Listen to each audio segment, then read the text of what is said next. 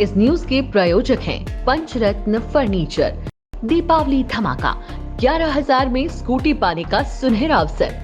पंचरत्न furniture लाया है 2,000 की 15 मासिक किश्त में डबल बेड और 5 सीटर सोफा सेट के साथ ही प्रति माह 4 स्कूटी जीतने का भी मौका, यानी 15 महीने 60 स्कूटी। आज ही सदस्य बने पंचरत्न फर्नीचर, उदयपुर।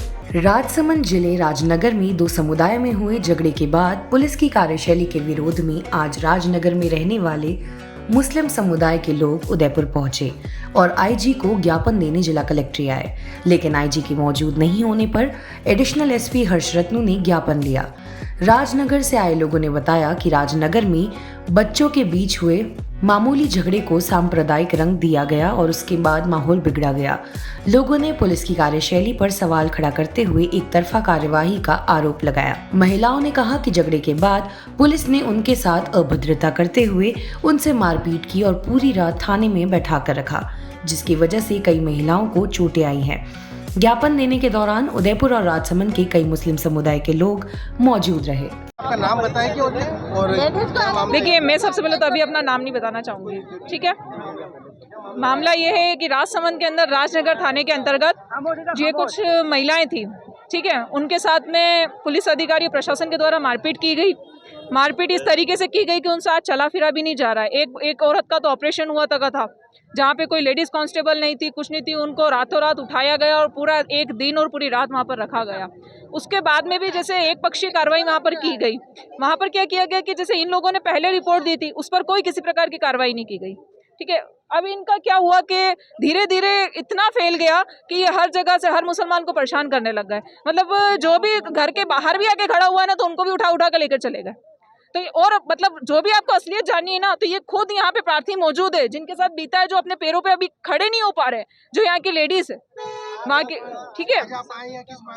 हम इस मांग को लेके आए हैं कि जिन प्रशासन अधिकारियों ने इनके साथ में गलत किया है, उसके ऊपर सख्त से सख्त कार्रवाई की जाए, उनको निलंबित किया जाए।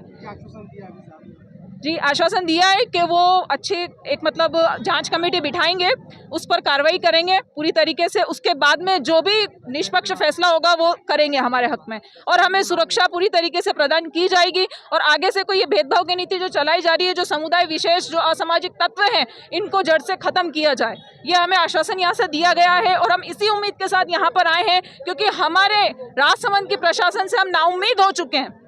सबसे मेन मुद्दा यही है कि हमारे साथ वहाँ पर पक्षपात किया गया है।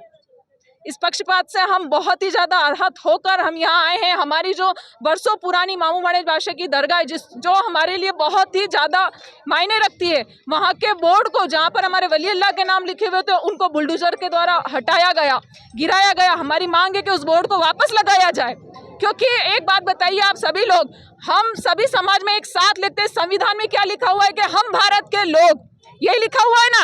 ये कहाँ लिखा हुआ है कि ये मुसलमान, ये हिंदू, ये हम भारत के लोग हैं। आपके सभी समाज के लगे हुए हैं, हमें कभी नहीं आपत्ति हुई ना होगी, लेकिन हमारे समाज के साथ ऐसा खिलवाड़ क्यों? हमारी धार्मिक भावनाओं के साथ ऐसा क्यों किया जा रहा है? आखिर हमारी गलती क्या है? क्या गलती है हम लोगों की? हम लोग आवाज नहीं उठा रहे हैं, इसलिए तो आज बस हमारी यही अपील है कि हमारे को सुरक्षा दी जाए, इसके साथ साथ हमारे साथ ये भेदभाव की नीति को खत्म किया जाए। वो कहते हैं ना कि कोरोना वायरस तो क्या चीज थी, वायरस तो ये फैल रहा है जातिवाद का, समझ रहे हैं आप, ये जातिवाद का। और जरूरी नहीं है जातिवाद मुसलमानों के साथ भी है। SC ST OBC वालों के हाल देखिए आप, कुर्सी पर बैठे हैं तो उनको नंगा कर करके मारा जा रहा है उच्च वर्ग के धर्म के लोगों द्वारा। तो ये इस नीति को खत्म किया जाए बस। और क्या हुआ था? मेरे साथ मेरे बच्चे के लिए आए थे, मेरे बच्चे थे ही नहीं, तो मैंने कहा मेरे बच्चे नहीं है, छीना आप। इतनी बुरी बुरी मेरे को बदतमीजी से गाली दी उन्होंने, और उन्होंने कहा एक बार तो इसको नीचे ले लो। नीचे ले गए, डिप्टी साहब ने कहा इसको एक बार थाने में लो।